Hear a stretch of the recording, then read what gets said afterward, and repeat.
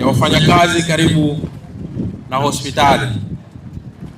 Tunalenga kuwapunguzia masafa marefu wafanyakazi pamoja na kupunguza gharama za usafiri kwa wafanyakazi wa serikali, hasa madaktari bingwa kufuata huduma hizi mbali na wanakoishi. Kwa lengo la serikali katika kujenga makazi haya karibu na maeneo yao ya kazi ni kuwarahisishia. Hivyo basi, niwaombe sana serikali ya mkoa na serikali ya wilaya kuhakikisha kwamba wale ambao wamelengwa kuwepo hapa wanakuwepo katika maeneo halisi.